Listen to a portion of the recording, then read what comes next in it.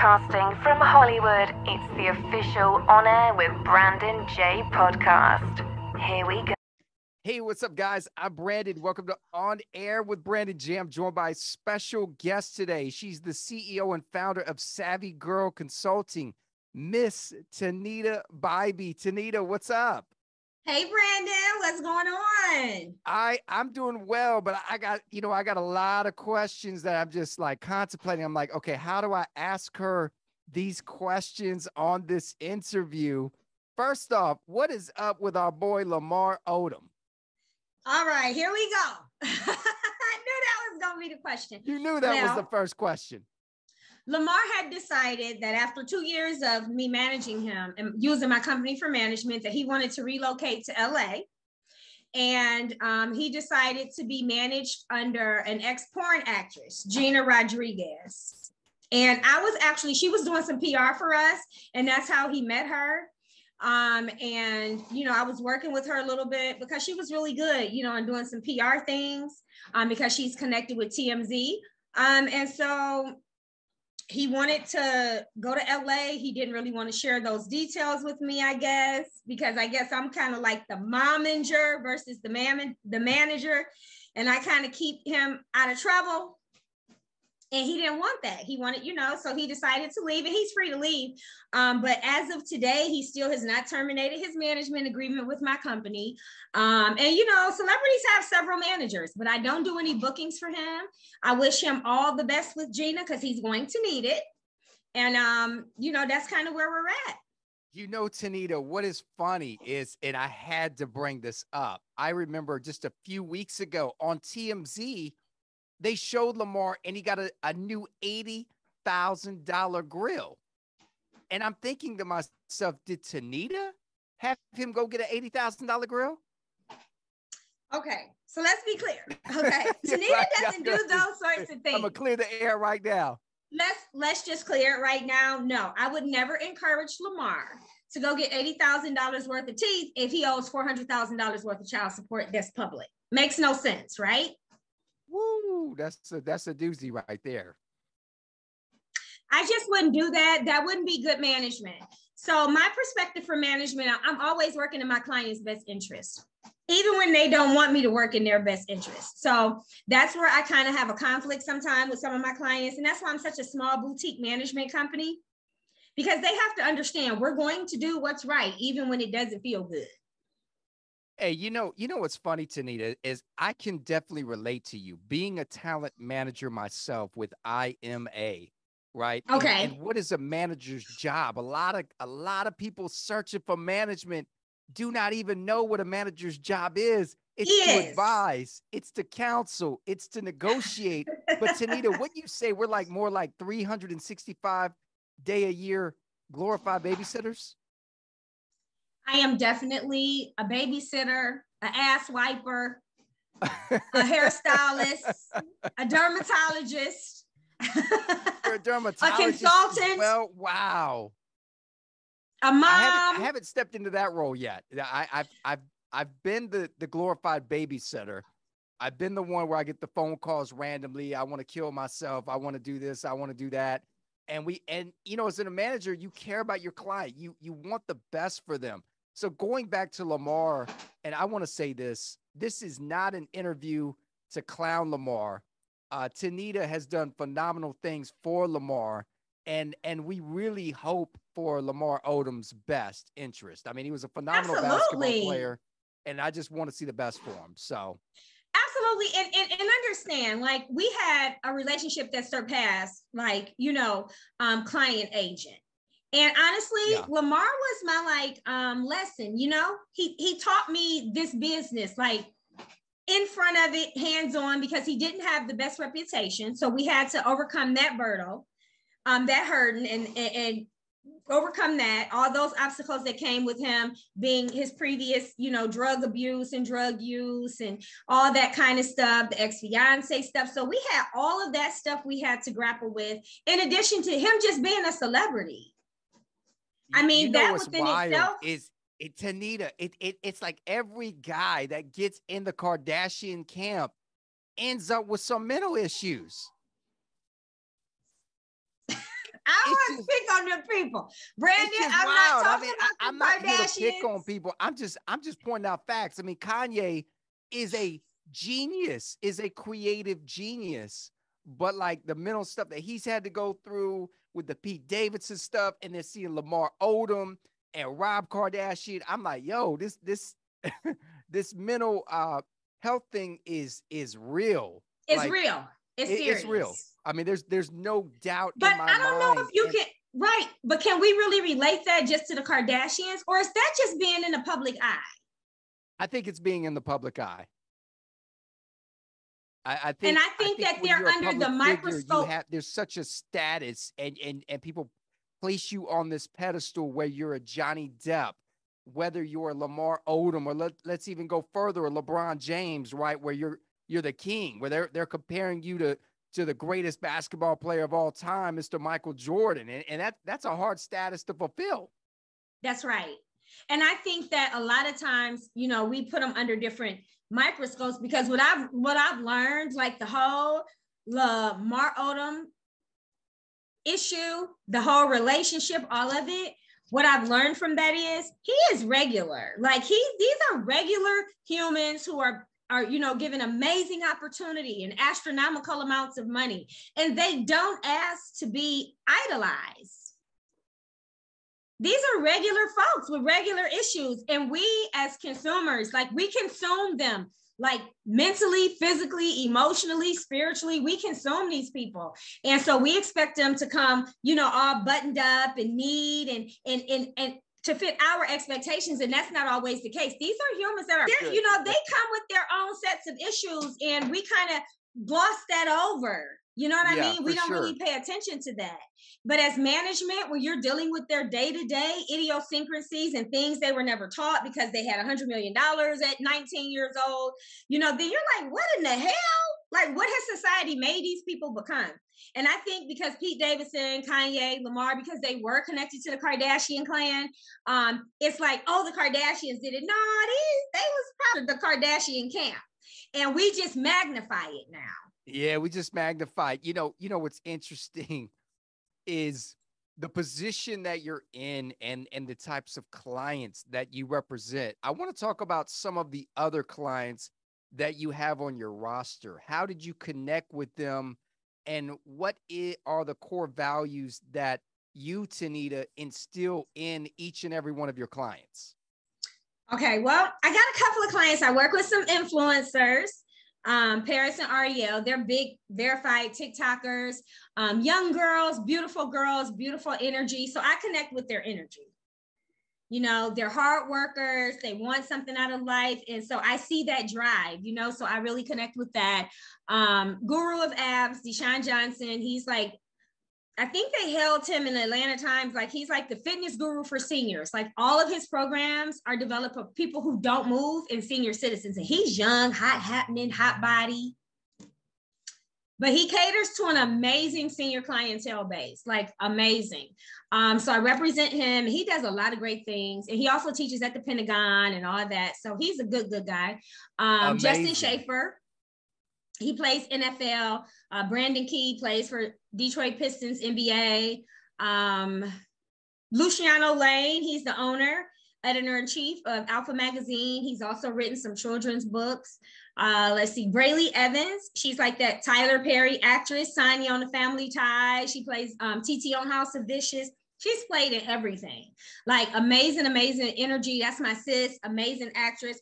So, and I just picked up Savannah Mabry, and she's 4, and she's Disney's hottest little star. Wait a minute, she's 4 years old. Listen, she's ginger, right? Black ginger. Amazing personality. Little girl is hilarious. Do you hear me? And then she'll take on this congrats. She'll take on this little British accent when she's talking. Yeah, so I'm picking up. Like I'm really organically growing this. Oh, I represent we just did a deal with Beats by Dre. And he's in the 10th grade. He's only a sophomore in high school, but he's got an amazing NIL already. And he plays football, and he was like voted the best running back in the United States in high school.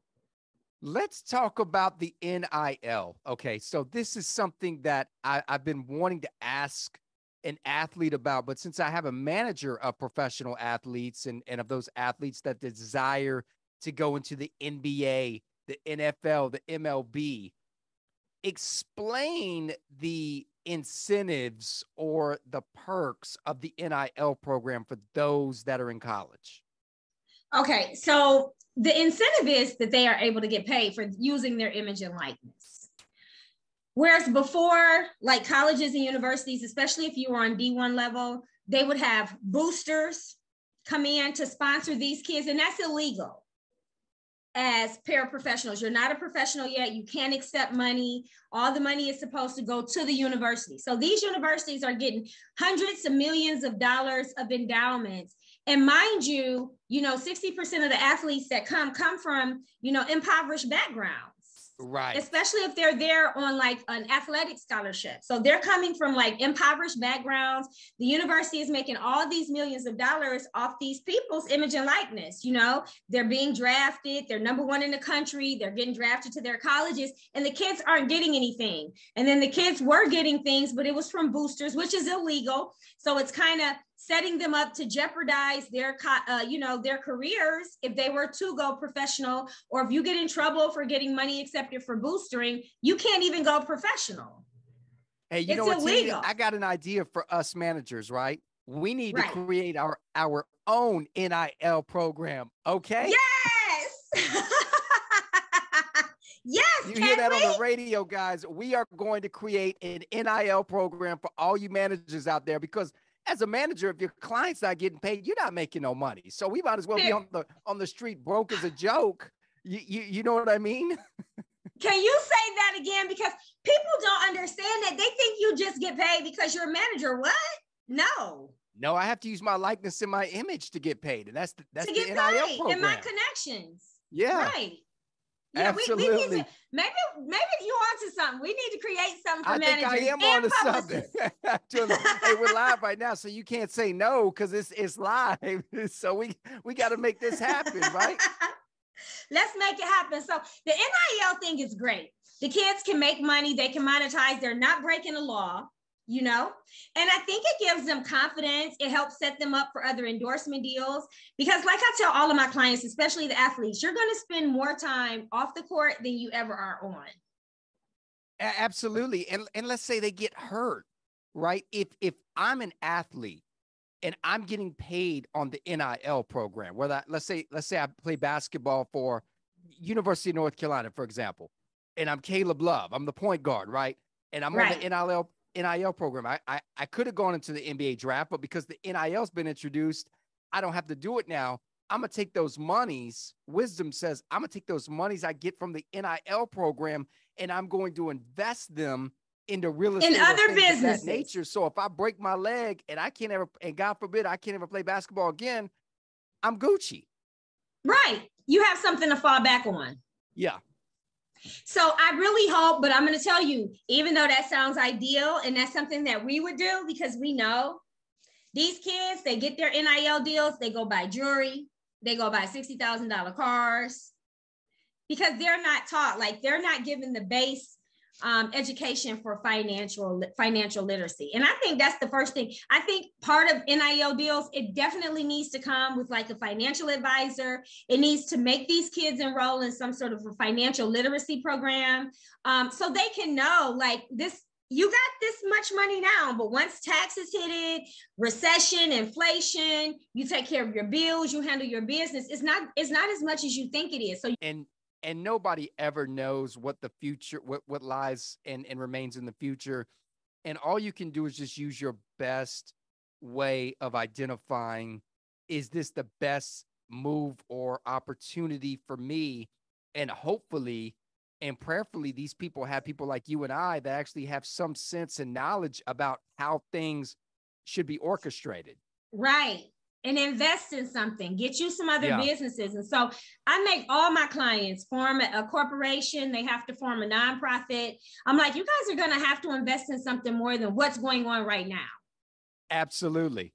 I mean, you're going to have to get you some residual income, some passive income matters, Tonita. None of this stuff matters without giving back to the community without giving back to those in need that are truly in need and are less fortunate. Right. I agree. And so that's why we have foundations formed. I have a nonprofit. It's called Women of Excellence. And that's my give back. What it does is takes homeless women, transitional women, women who are abusive relationships, women coming home from prison. And we give them housing, we give them training, they get some education behind themselves. And then they're able to go out and they're able to be productive citizens. And so like, that's my give back. That's me pouring into somebody, you know, making sure that they can now restart, because sometimes all we need is like, we don't need a handout, we need a hand up. Absolutely. For sure. What advice, and you've shared some great gems of wisdom on this interview, Tonita, and I appreciate you and I applaud you for that. But what advice do you have for those out there, those talented, let's just say artists or musicians, for example, or athletes that have the talent, but they're in need and they're searching for the right representation? What would you tell them? The first thing I'm going to tell everybody to do is do your due diligence. You know, just all that glistens is not gold. So just because it's a big agency, they have a big name, they have a lot of public media, a lot of social media, you know, a big public following, that doesn't make them the best fit for you. Always find somebody that fits you. Like, talk to the management team, talk to the PR team, talk to the agents, get to know them. And if you're just a number to them and you want to matter, then you probably shouldn't go with that agency. And then whomever you choose, pray about it. Go to the, you know, the God of your understanding, have a long conversation, and then be led by your heart, but always sign your own checks. That's what it is. Wow. I couldn't say it any better. Miss Tonita Bybee of Savvy Girl Consulting, thank you so much for taking the time to join us today. Congrats. Thank you, Brandon. All the success. Thank you. I'm excited. I'm going to have all my clients parade through your podcast. Yes. And if you guys aren't doing anything tonight, so I have a podcast. It's called Talk Savvy to Me. And we have some of our clients on there. We always like to put different small business owners on the show. It airs on Pod TV on Roku. And it's called Talk Savvy to Me, 7 p.m. on Thursdays, Eastern Standard Time, or they can catch it on Pod TV, Food for Thought on YouTube. So if you guys have a chance, tune in. We relax a little bit, but we're also giving business tips. And then we have, like I said, different celebrities on, but different everyday people who are living out the dream on the show. So I'm going to have you on there too, Brandon. So you owe me one. Okay, I got you. We'll talk about our newly formed thing that we're going to do with our new NIL program. There it is. We're going to follow up with that. Thank you so much. I appreciate you. Thank you, Miss Tonita Bybee of Savvy Girl Consulting. I'm Brandon. We'll see you next time here. Goodbye for now. Thank you for tuning in to On Air with Brandon J. Follow on Instagram at I am Brandon J.